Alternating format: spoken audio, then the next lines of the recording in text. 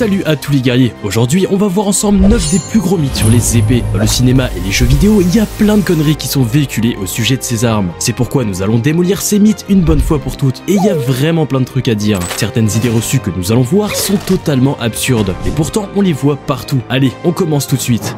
Combattre à l'épée à l'envers, c'est stupide.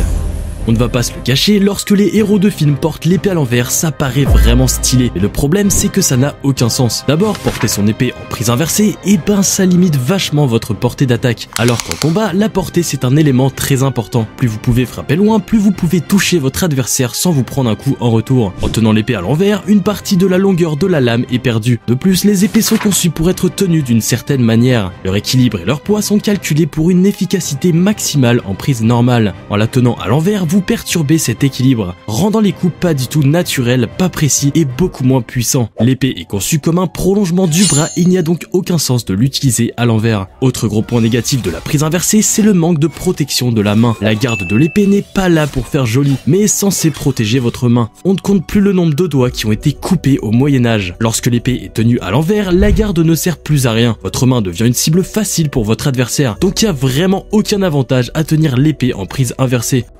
Non, les épées n'étaient pas trop tranchantes. L'idée que les épées devaient être extrêmement tranchantes, comme des lames de rasoir, eh ben c'est un gros mythe. On voit ça souvent dans les films où le héros tranche chaque obstacle ou ennemi comme si c'était du beurre. Mais en réalité, une épée excessivement tranchante, c'est pas une bonne idée. Si la lame est trop fine et trop aiguisée, elle devient fragile. Elle peut ainsi s'abîmer ou se briser lorsqu'elle rencontre une autre épée. Les épées médiévales étaient conçues pour être durables. Elles devaient être suffisamment tranchantes pour couper la chair et les vêtements, mais pas trop, car elles devaient résister au choc contre d'autres armes et armures. Les épées longues ne sont pas lourdes et lentes. Contrairement à ce qu'on pense, une épée longue c'était vraiment léger. Ça faisait 1,2 à 1,8 kg. Les forgerons n'étaient pas débiles. Ils savaient que le but d'une épée était d'être maniée avec simplicité. Ils faisaient donc tout pour la rendre légère et équilibrée, comme en témoigne par exemple la fente au milieu de la lame, qui servait uniquement à enlever un peu de poids à l'épée. Et contrairement à ce qu'on peut penser, une épée longue est beaucoup plus maniable et rapide qu'une épée à une main. Et oui, car la force des deux bras est utilisée pour manier l'épée. Et pour finir sur les épées longues, elles n'étaient pas non plus faites pour donner des gros coups de bourrin. On pouvait utiliser la pointe pour des attaques précises, le tranchant pour couper et même la garde pour faire la technique du mordeau et s'en servir comme une masse. Non, on ne portait pas son épée dans le dos. Ça c'est un des plus gros mensonges sur les épées. Nos personnages de fiction préférés portent leurs épées dans le dos, de Geralt à Link en passant par Guts et Zoro. Mais c'est très loin de la réalité historique. D'abord, il faut comprendre que porter une épée dans le dos est extrêmement peu pratique, surtout pour des épées médiévales de plus d'1,20 m. Même si techniquement c'est possible, c'est quand même la pire manière de dégainer son épée. La longueur de la lame rend le mouvement maladroit et lent, ce qui est tout sauf idéal dans une situation de vie ou de mort. Et pour rengainer sa lame, je vous dis pas à quel point c'est galère. Historiquement, les épées étaient le plus souvent portée à la ceinture, ce qui permettait un accès rapide et facile. Non, l'épée n'était pas la meilleure arme sur le champ de bataille.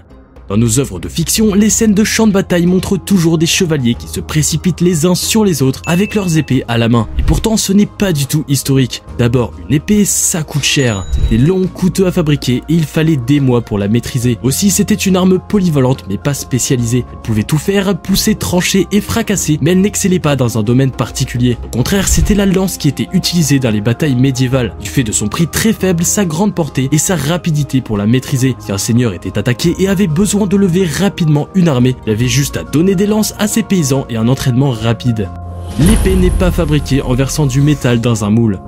Ça c'est aussi une image qu'on est nombreux à avoir, l'idée qu'il faut simplement verser du métal en fusion dans un moule et attendre pour fabriquer une épée, un peu comme quand on fait des madeleines. Mais c'est une grosse connerie, verser du métal dans un moule pour créer une épée peut introduire des impuretés et des bulles d'air, ce qui affaiblit la structure de la lame. De plus, cette méthode ne permet pas de faire une bonne lame résistante, flexible et bien tranchante pour faire une véritable épée fonctionnelle. Fabriquer une épée est un art délicat qui consiste à chauffer et forger le métal. Chaque coup de marteau et chaque étape de traitement thermique est essentielle pour créer une lame résistante et tranchante. Avant de passer au point suivant, laissez-nous vous parler de notre marque Forge des Guerriers. Rassemblant une communauté de plus de 100 000 membres, Forge des Guerriers est également la référence dans le domaine des épées en France. Vous trouverez dans cette boutique des épées fantaisistes mais également des épées historiques haut de gamme. Nos produits sont fabriqués avec soin et souci du détail. Si vous souhaitez acquérir une épée au moins une fois dans votre vie pour décorer votre pièce ou parce que vous êtes simplement fasciné par l'objet, alors c'est l'occasion. Vous avez 10 € de réduction avec le code Guerrier10.